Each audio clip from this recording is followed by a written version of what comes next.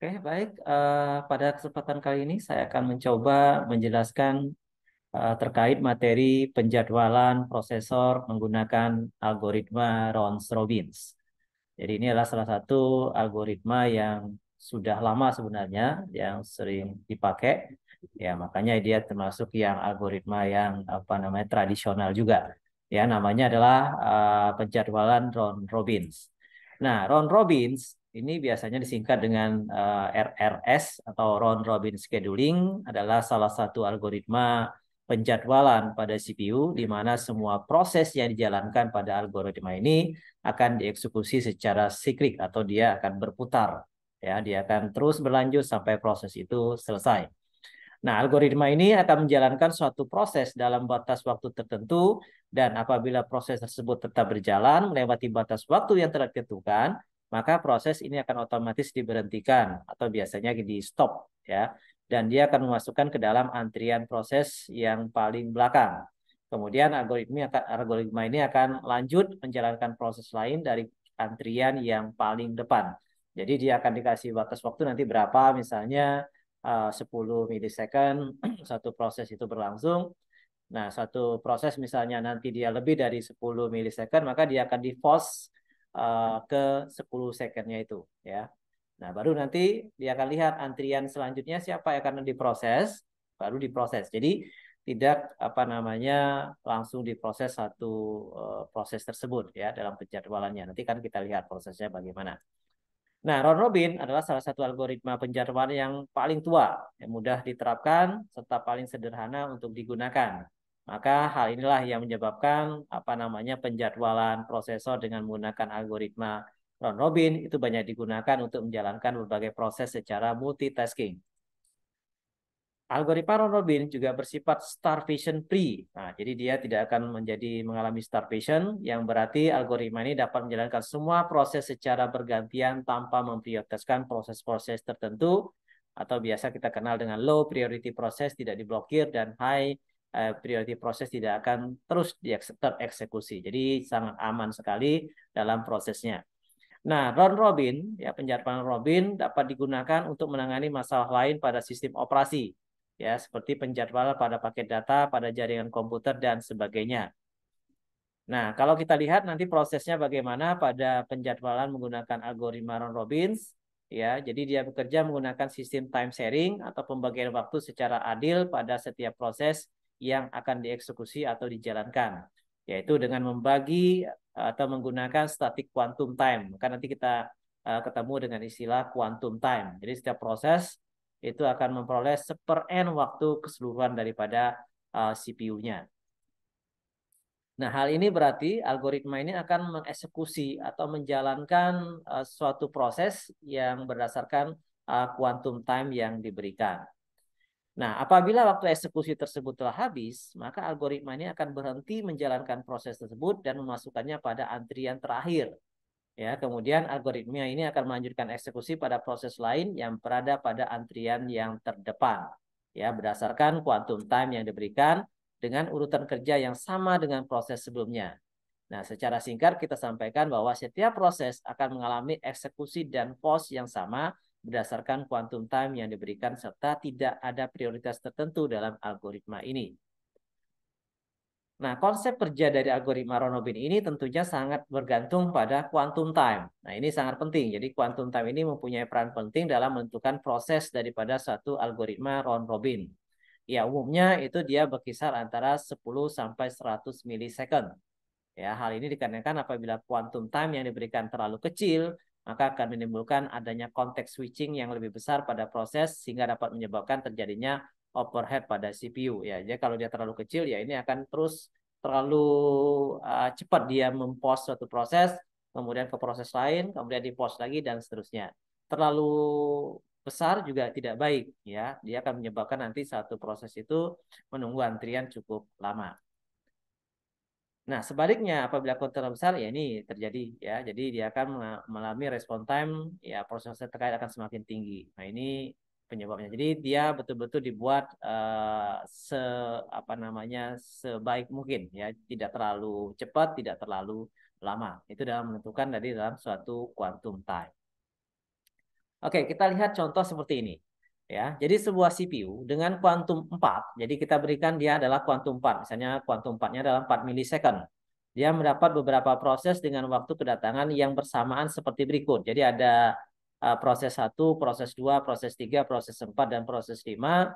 Ini datang secara bersamaan dengan base time-nya P1 itu adalah 4, P2 itu adalah 9, kemudian P3 6, kemudian P4 5, dan P5 itu adalah 3. Ini datang secara bersama-sama dan quantum time-nya adalah 4. Ya, jadi quantum time-nya adalah 4. Nah, maka kita dapatkan seperti ini.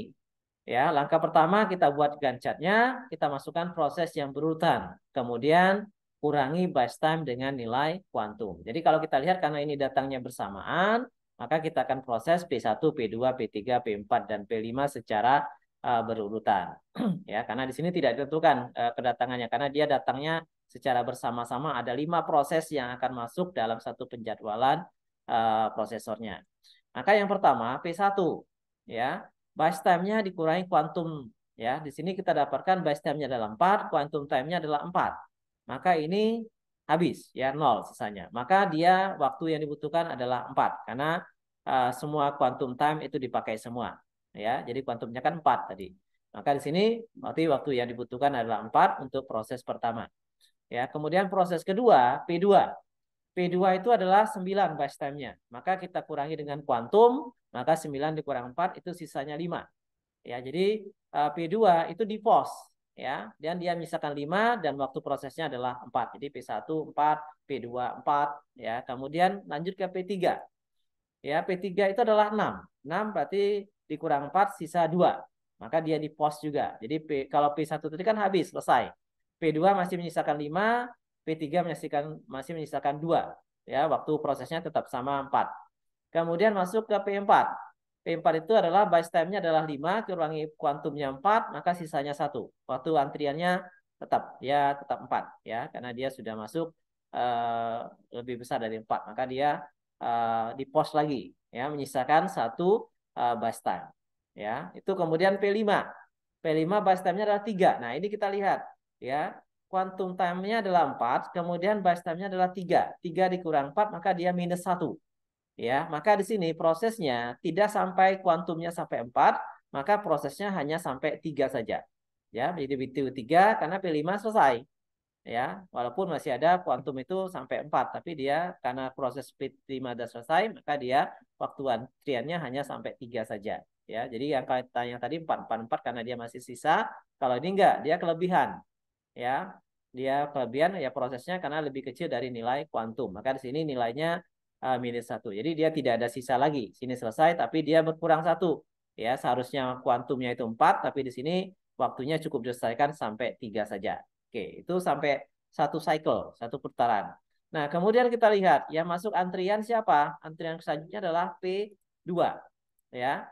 Nah, prosesnya kembali masuk ke dalam P2. Jadi yang sisa tadi kan sini yang masih sisa adalah P2, P3, dan P4. P1 selesai, P5 sudah selesai. Jadi yang tersisa adalah P2, P3, dan P4.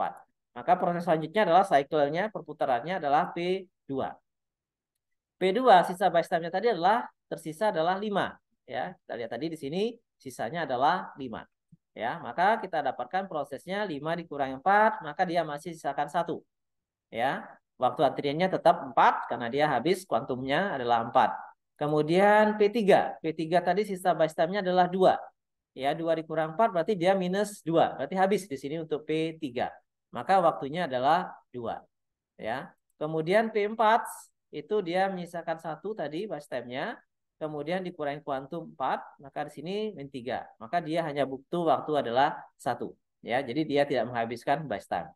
Nah, selesai kan di sini P5 kan sudah selesai. P1 sudah selesai. P2 masih nyisakan 1. Ya, maka yang tersisa adalah P2. Masuklah P2 di situ. P2 itu adalah sisa base time bukan kuantum. P2 sisanya tadi adalah 1 dikurang 4, maka di sini dia habis minus 3 malah waktu antriannya adalah 1. Maka kini sudah selesai semua, ya. Tidak ada lagi yang tersisa.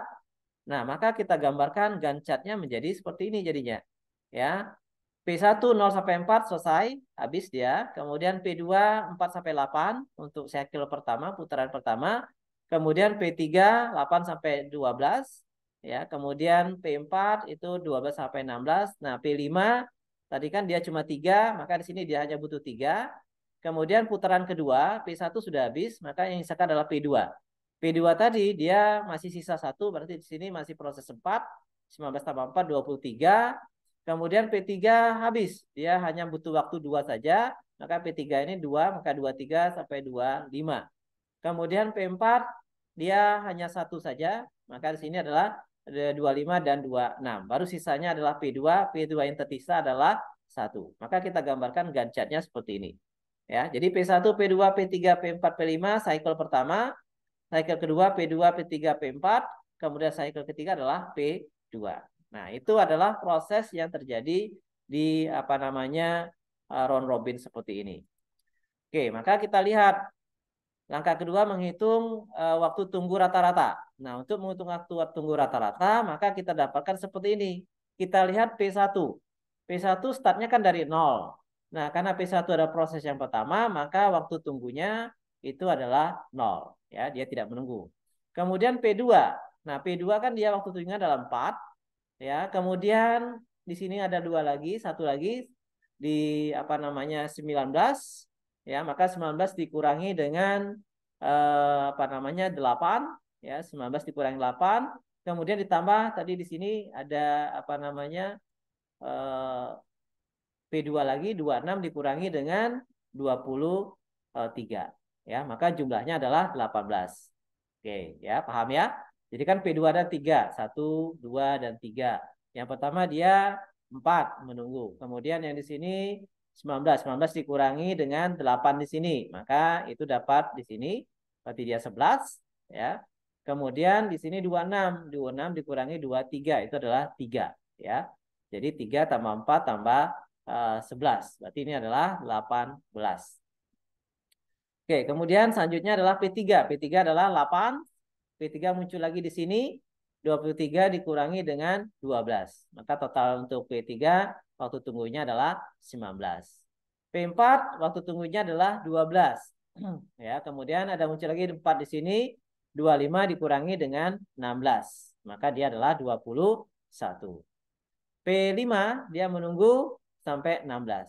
Nah, jadi kita sudah dapatkan waktu tunggu masing-masing. Jadi P1 0, P2 18, P3 19, P4 adalah 21 dan P5 adalah 16.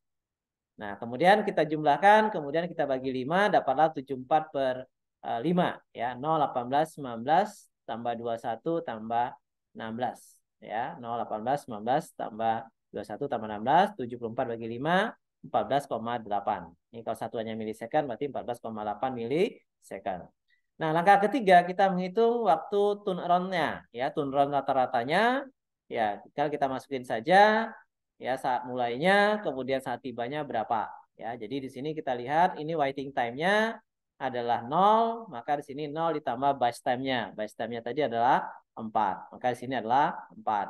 Nah, kemudian yang P2, P2 kan 18 ya, 18 di sini kita lihat konsepnya untuk saat dia tiba, kemudian lama proses, kemudian saat dia selesai itu adalah di 27. Maka di sini agak kita dapatkan dia adalah 18, kemudian ditambah dengan base time-nya adalah 9, maka dia adalah 27 ya. Kemudian yang P3, P3 itu 19 ditambah dengan 6 ya, maka dia adalah 25. Kemudian P4 itu 21 ya, kemudian ditambah dengan 5, maka dia adalah 26. Jadi bus time-nya ditambah dengan waiting time. Kemudian yang P5 16 ditambah dengan 3 bus time-nya, maka ini adalah 19 ya, sama seperti kita ngitung turnaround yang algoritma lainnya. Maka kita jumlahkan ini dapatlah 101 ya, kemudian kita bagi 5, maka rata-ratanya adalah 20,2.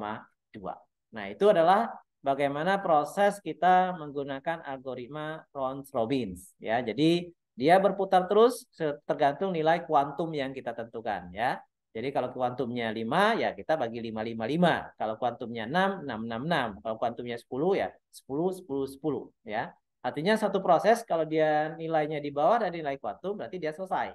ya. Tapi kalau dia masih ada sisa, maka dia di pause, dia lanjut ke antrian selanjutnya. Oke, seperti itu untuk penjelasan tentang algoritma Rounds Robin. Mudah-mudahan dapat dipahami. Terima kasih.